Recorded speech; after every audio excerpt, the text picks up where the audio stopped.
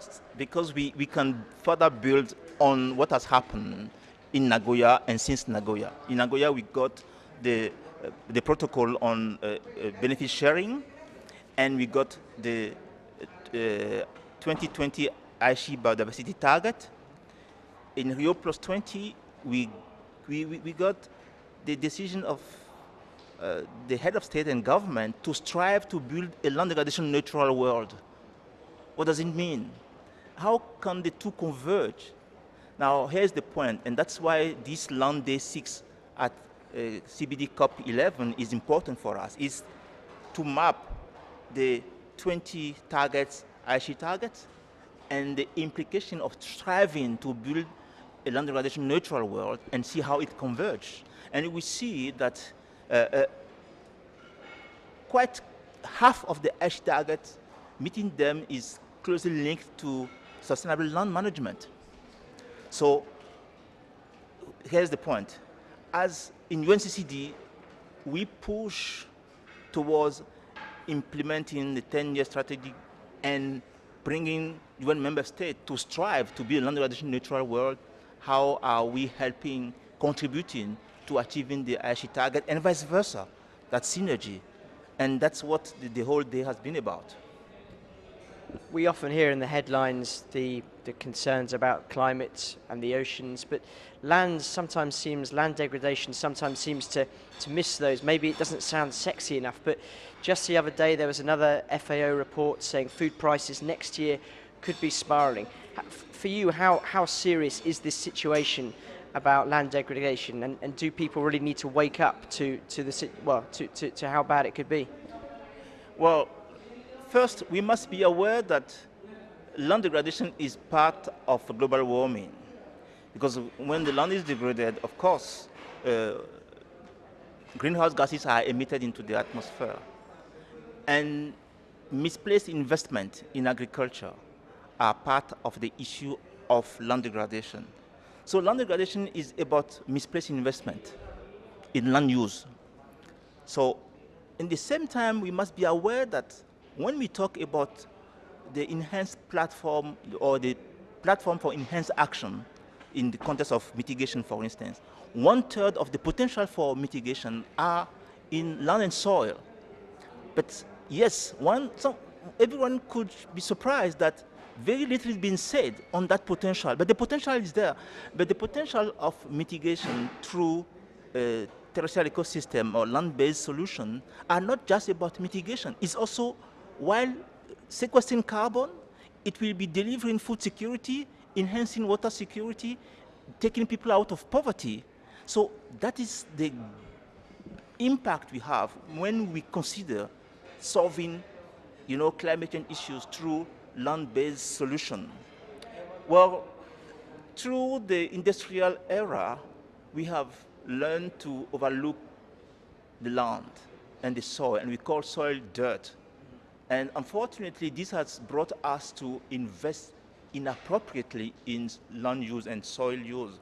And we are paying the price today, whereby in the dry land, where degradation is difficult to address because of the issue of aridity and water scarcity, we are losing every single year 12 million hectares of productive land being transformed into desert-like condition.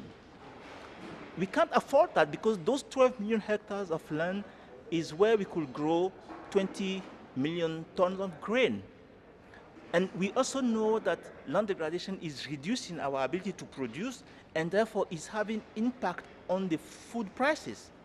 So all put together, yes, I think land degradation neutrality is calling for what? It's calling for streamlining policies on forestry, on agriculture, on food security, on water security in landscape context and in community context to ensure that we bring those policies avoiding degradation. And when you talk about mitigation, when we talk about NAMA, when we talk about NAPAs, all that, to streamline them towards a real solution in the real world. In the real world, there's no silo for climate change. There's no silo different from to biodiversity and a silo for desertification. Nature is holistic. So we need to learn to proceed towards holistic approaches. And I think the context that is appropriate here is landscape approaches. In a sense, for me, it seems, talking to many people, that we are at a climate adaptation conference. Everyone I've spoken to here acknowledges what the problem is, but they're making plans now. Is that, would you go along with that idea? Well, let us learn from the past. You know, adaptation plan, the NAPAs has been made by the LDC countries. And when I visit LDC countries, there's one exercise I do with the ministers in charge of, or the focal points of biodiversity, desertification, and climate change. I call on them to bring their plans, the NBSAP, the plan for biodiversity, the one for climate change adaptation, and the one on desertification. When you read them and you map them, they overlap sometimes by 75%.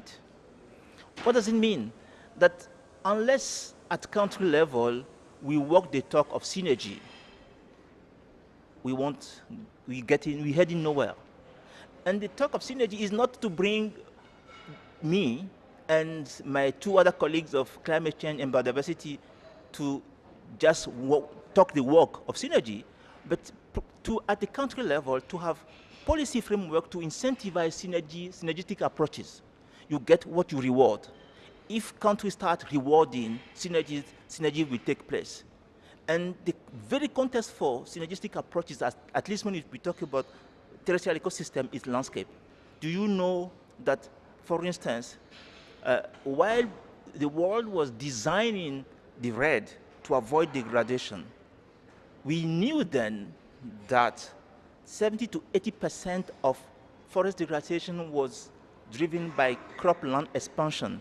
And cropland expansion was driven by inappropriate agriculture that was degrading the land, so people are degrading and moving to new land, encroaching on forest. Despite that, RED initially has not incentivized sustainable agriculture to reduce pressure on existing forest. So that is why now we have to focus on landscape approach, where we need to, as some people put it, decarbonize our agricultural landscape, meaning that we need to bring more trees in the landscape to ensure that we build more resilience of the ecosystem and to withstand climatic shock, but at the same time that we restore degraded land as an option to go and encroach on existing forest while we are striving to meet the increasing demand on food, on energy and water. If we don't do that, it will be inevitable that people, business, they will go and further encroach on forest. For you, is the biggest block to action in any of these different sectors? Does it come down to finance, or are there other issues at stake? Because your colleague Braulio Diaz, CBD Executive Secretary, says his job is about implementation. He also says, I need finance for this. But is finance the main blocker, or are there other issues that need to be resolved as well?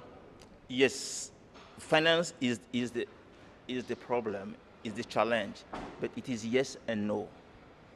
When you say yes, you will scare government going through economic downturn. They will say, where are we going to find the additional resources? Here comes the imperative of efficiency. I said land degradation is driven by misplaced investment on land use. So it's about redirecting those investments in a sound way in using the land and the soil. For instance, as we know, agriculture is claiming land and water. We need to transition towards an agriculture that will bring back land and water. So it's about transitioning towards those type of investment. So is sometimes I may dare say is about better using what we have. And when you talk about a transition towards green economy, it's the same thing. Here it's about what role land and soil are playing in that transition towards a green economy, especially in land-based economy in Africa, for instance, in Latin America, in Australia. What is the role, and what role in the plan to transition towards a green economy or a green growth that is also inclusive growth? What are the plans? What is the role? Are we going to continue to be short-sighted regarding land and soil, or should we change our lenses and see soil differently as no more dirt, but the essential asset we have to address the issue of food, energy, and water? When you think back to 2008, the food crisis, the business community took two major moves. They speculate on the food staples, and they acquire land abroad for future food production. And when you map where they went to buy those lands, mainly it was in dry land areas and mainly in Africa. It means as those guys are not there to throw their money away, they are aware that when the investments are well placed, in context of aridity, land can be productive. As a matter of fact, 44% of the food production system of planet Earth are in dry land, and 50% of the livestock. So it's about the misconception and misperception about dry land, and misperception and misconception about the role of land and soil. If we decide to change it in our transition towards a green economy, you name it the way you prefer, or green growth and inclusive growth, then it won't be just about additional resources. I'm talking here about national and local level action. It's about checking in the government budget what is in there as misplaced investment that should be redirected.